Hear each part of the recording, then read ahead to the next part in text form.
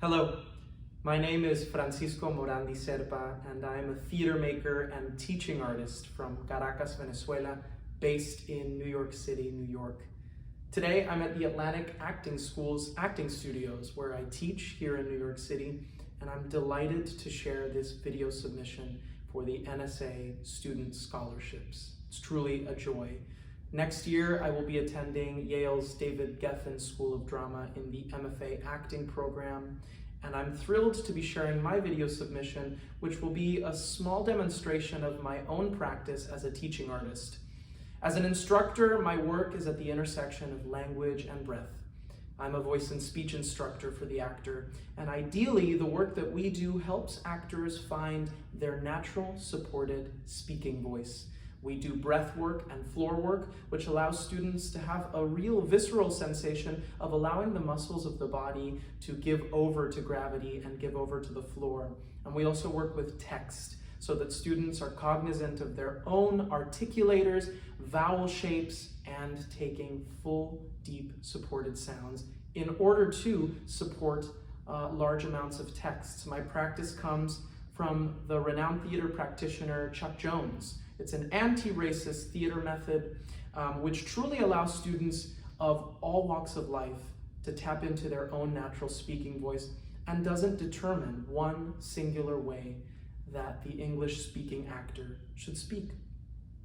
Ideally, students leave my class with deeper breaths and a closer understanding of what it is to speak unsupported voice and to find their own natural, authentic speaking voice. The first lesson that I teach my students is to throw out the word project. That's a word that is ubiquitous nowadays in the theater and outside of the theater. When we think of project, oftentimes students think of strain. They think of throwing their voice out into the largesse of the theater. I talk about in my class that a much more useful word for the actor and the speaker is to support your voice. The deeper, more supported breaths that you can take, the farther your voice can carry. Doesn't matter the size of the space. It could be a 2,000-seat theater or a tiny black box or in front of the camera. Today, for this demonstration for the NSA student scholarships, I'd like to teach you the first exercise of our voice and speech warm-up, which is the drop down.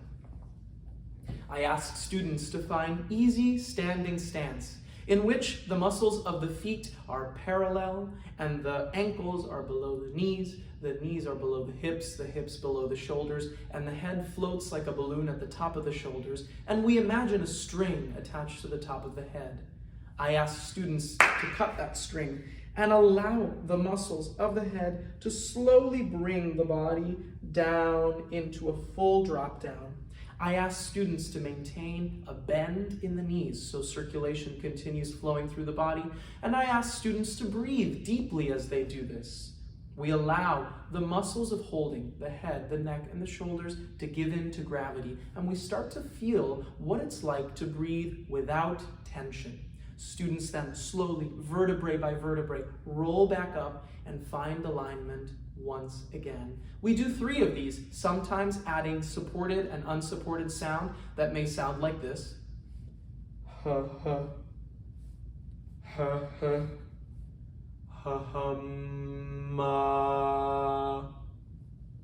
I allow students to gain a visceral, kinesthetic understanding of what it's like to breathe and support their natural speaking voice, and conversely, what it's like to hold, what it's like to be tense. So sometimes I'll ask students to tense up their muscles and release and see what it's like to breathe from that place. Hopefully, at the end of the year, students, regardless of whether or not they want to proceed with a profession in the arts, they've got a more robust understanding of what it's like to be on voice, what it's like to support their voice, and what it's like to take deep breaths.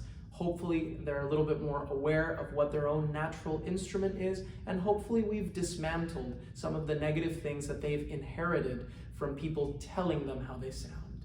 Now they know truly what their authentic speaking voice sounds like. It's a joy to share my practice with the NSA. Thank you so much.